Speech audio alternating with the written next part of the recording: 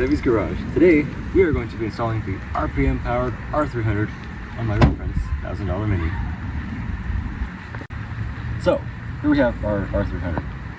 Quick rundown. This is the same turbo that came off of my car, because I am going to the R400. This turbo has a lot of power. It broke my engine, and we're going to try not to break this one.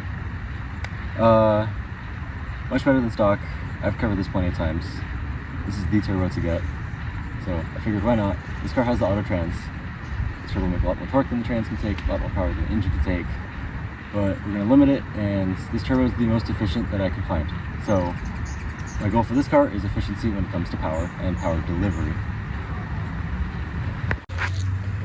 So under the hood of our 2011 Mini Cooper S, here is our factory turbocharger. We're going to remove this unit here and replace it with the R300. And we're going to replace this coolant reservoir because I can't get this shit to stop leaking. The first thing we're going to do, we're going to remove our off-cover cover, or coil pack cover should I be more specific. We're going to remove our heat shields. We have 3 bolts here, and then factory you'll have 1 down there, 2 in the front, which I don't run. We have our 22 mil crow's foot style O2 sensor socket.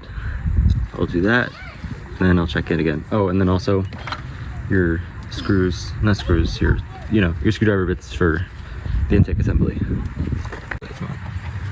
So to do this BMW quick disconnect fitting, pretty much you pinch where the ribs are, and it's going to push out the sides, and then you pull.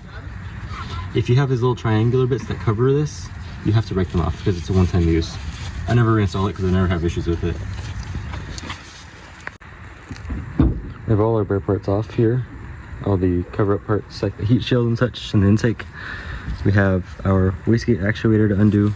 Make sure you undo this charge pipe here, and then you have your connector for the diverter valve down there, which I'm very gentle about, but you can get away with using a screwdriver, and you just lightly pry up and then down, like so.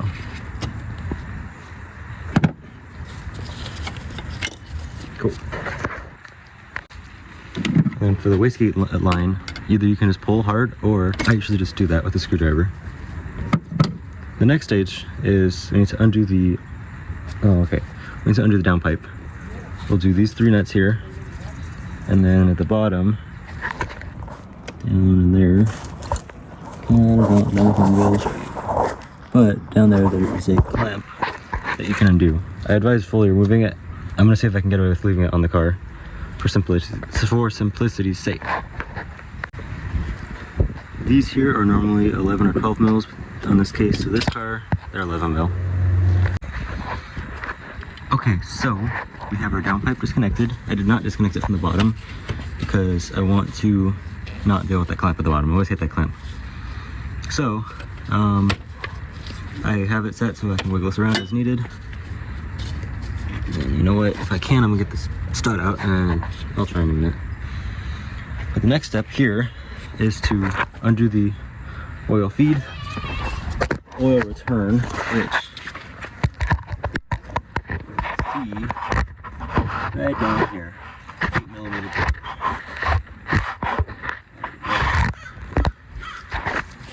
Coolant and coolant.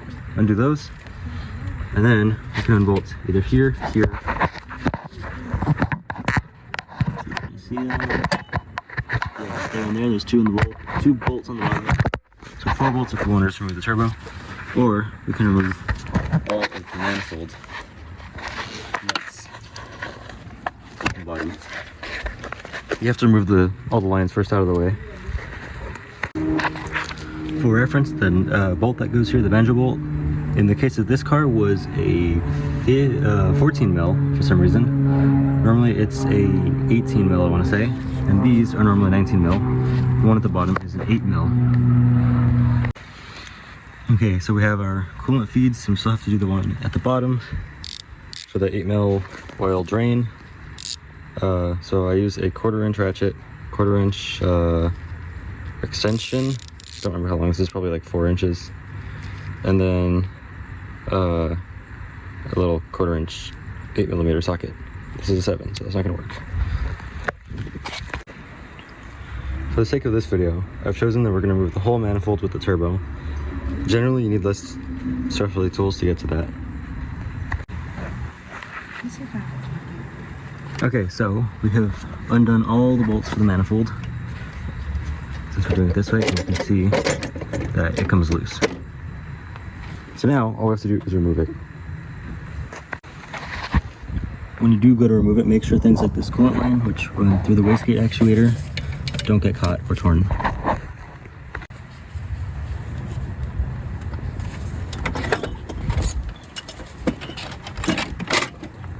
Okay. Try to keep the coolant line out the way.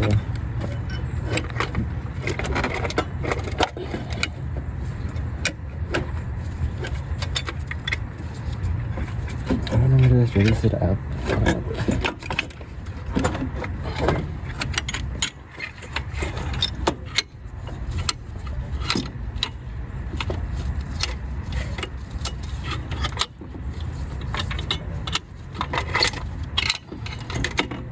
Bada bing, bada boom. And we got it all out.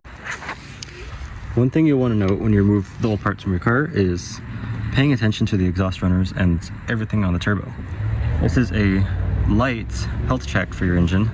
If you see any oil coming out of any specific runner, then you have issues with consuming oil in that cylinder. So, what I do, I go to the engine side first. This is a base check. No oil there, no oil there, no oil there, no oil there, just city. Previously, this engine had bad valves and seals, oil through all of these. I cleaned all that up, now it's just typical soot. Another thing you can do is look in the downpipe. Downpipe looks fine to me. Once again, it was previously oil, but there's no longer oil. Exhaust port's going into the turbo, you can see. Okay, so here is where we talk about stuffs. So, if you look at the bottom port here, which is cylinders 1 and 4, because being that's a twin scroll manifold, they work in pairs.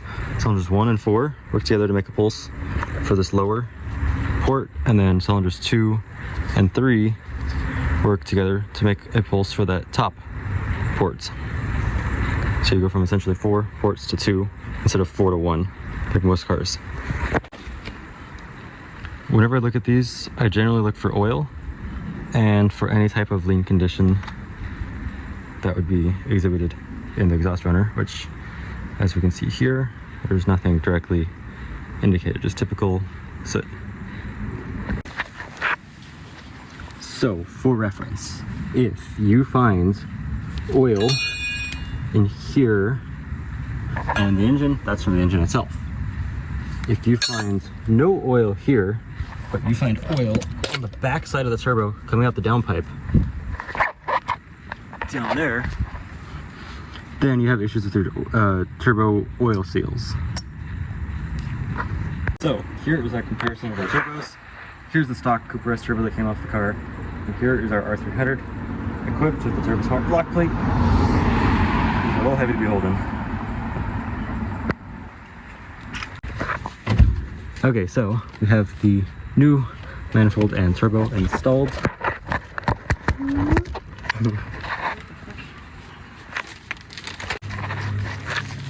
When you install the coolant and the oil line, make sure you use new crush washers, because although I can often reuse them, often they will leak. Okay, so we have all of our accessories connected. We have new coolant reservoir with coolant, and ignore the crooked intake. I'm gonna put a different intake on here again, but we are ready for a test drive.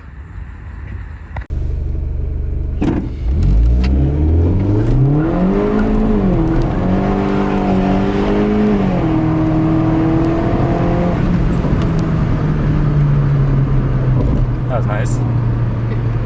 Good stop.